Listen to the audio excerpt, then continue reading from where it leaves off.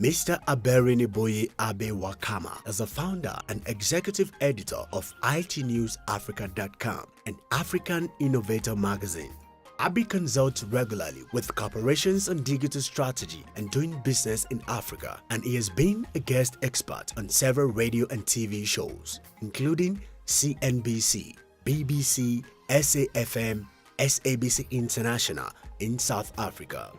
Prior to his current position, he was Digital Project Manager at Stonewall Digital, a South African digital marketing agency where he managed several projects for a number of listed entities, including Investec, MTN Group, Prime Media, and Addoc Ingram. He was also Web Director of African News Dimension, a digital news agency based in Johannesburg. Meet the CEO of IT News Africa, Abe Wakama. Hello, Abe. Hi, Derek. And welcome to CEO's Corner right here on Good Morning Africa. Thank you very much. Quite an impressive CV that you have right there, of course, I should admit. Now, the first question, Abe, I should ask you, how much guts does it take to run a technology focused on writing print news media across Africa? Well, for me, if you're talking about the guts it took to start IT News Africa, I would say it didn't take a lot.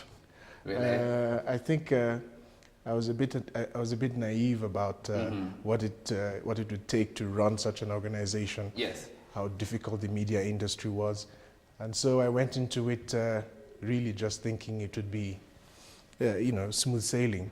I guess I was really encouraged or buoyed along by what we really wanted to achieve as IT News Africa. We wanted to change the perception that Africa was a basket case where in the media you would see little babies with large stomachs and flies on their faces. And I felt two things. First of all, technology is a good driver of development. It's a way that Africa can actually develop. Secondly, we need to change that perception that Africa is the dark continent in order to get businesses and governments to invest in the technology in Africa. So that's why our slogan is changing perceptions and exposing opportunity. With that vision in mind, I went into the business, not really knowing that the media industry is really tough. And something that we try to do in our company is to ensure that everything we do is excellent. From the quality of images on the website, to the design of the website, to our print publication, the quality of paper we use even.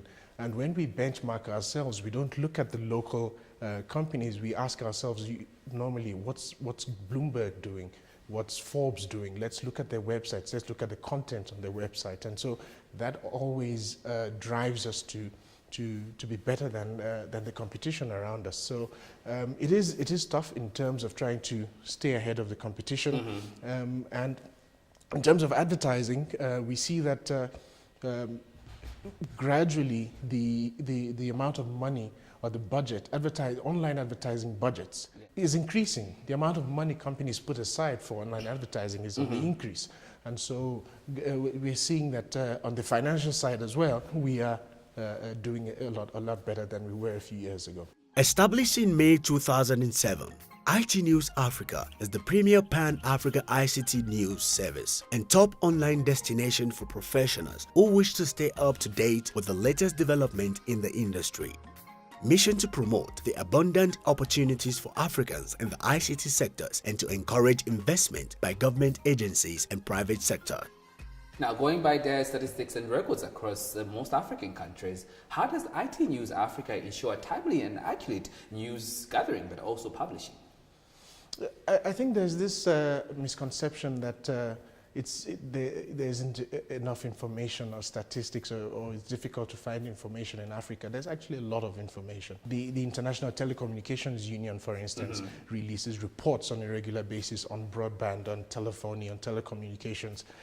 You've got research agencies like Frost and Sullivan, for instance, that also releases a lot of reports. Your clandestine agencies like the CIA, for instance, publishes reports on Africa on different things. And so you find that there are lots of sources of information, but people have this idea that in Africa you can't get statistics, you can't get information. So it's difficult, but no, that's not the case. And again, we're all connected through social media. We all upload content, and Google indexes this content, and so you find that a lot of content through social media, through search engines, is now available to people, to you and me, to interact with or to pull from. So I think there's a lot of information out there. In terms of how we stay relevant, we've got journalists in a number of countries and freelancers as well that supply us with content. Okay. But again, we try to make sure that everything we do, like I said, is excellent. And I think that is the competitive advantage. It's just excellence in everything we do. Yes. Now, when we talk about qualities or factors that really make you guys to be unique across Africa, what are these qualities? Like I've been saying ever since, excellence. I mean, we host a number of events in Johannesburg and in Nigeria, for instance. In Johannesburg, we would use the Michelangelo Hotel, which, if anyone in South Africa knows, is a top-class, world-class hotel. Yes. In Nigeria, maybe we would use the 4 Points Hotel, for Beautiful instance. stuff. And so we find that everything we do, we try to make sure that it is of a certain standard. That's number one. Secondly, you're only as good as the people you have in your company. And our recruitment process is quite rigorous, and we try to get the best people out there. We try to get experienced people. We also try to get people who think out of the box. And that's what we try to do. Not those that are limited in their thinking. Not those that are limited in their thinking. And so that's what we do. We're a very entrepreneurial company, although we are becoming more formal and becoming more corporate in the way we do things, but we're still a very entrepreneurial company. And when people come up with ideas, we try to run with those ideas and we try to implement. Now, when it comes to Africa, how do you think Africa has fared in international technology market? But also, what is it that needs to be done more? In terms of technology, I think we're doing quite well in Africa. I mean, I've been in this in the industry for over 8 years now, looking at technology in Africa and the growth of technology on the continent. And when you look at broadband, for instance, a number of mobile operators around the continent are launching LTE, which is the fastest form of broadband at the moment. When we look at investment in technology now, we can talk about the fiber optic cables that have now come on stream. We're now seeing investors from Silicon Valley in the US beginning to invest in African startups, tech startups. In terms of, if you look at the hardware space, a number of African entrepreneurs are now manufacturing their own tablets and cell phones and that type of thing. The issue is most of these devices are made in China and branded and sold in Africa. I think where we should go, or where we should get to, is we should get to a point where we begin to manufacture these devices here in Africa. It will create jobs and add value and all of that. But I think that manufacturing is the way to go.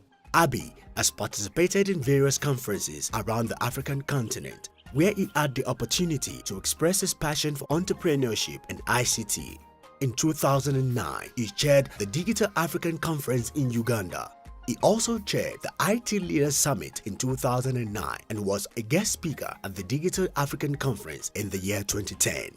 Awesome stuff. Now, talking already about technology, are you on any social media network? I'm on all of them. I use Facebook, but to be honest with you, it's more for business purposes these days. Twitter, yes, I do tweet, but I definitely should tweet more. I'm also on LinkedIn. From a business perspective, IT News Africa has a Facebook page, which is facebook.com/IT News Africa. Twitter, same thing, Twitter/IT News Africa. And on LinkedIn, you will find a page for IT News Africa. And we use social media. In this day and age, if you're in the media and you don't understand social media or how to use social media, you will fall behind. Yes. Well, it's been a pleasure talking to you, Abi. Thank you very much. Thanks for stopping by. Thank you. Well, Africa, on that note, we've come to the end of the segment. Hope you enjoyed it. Till next time, of course, hope to see you soon.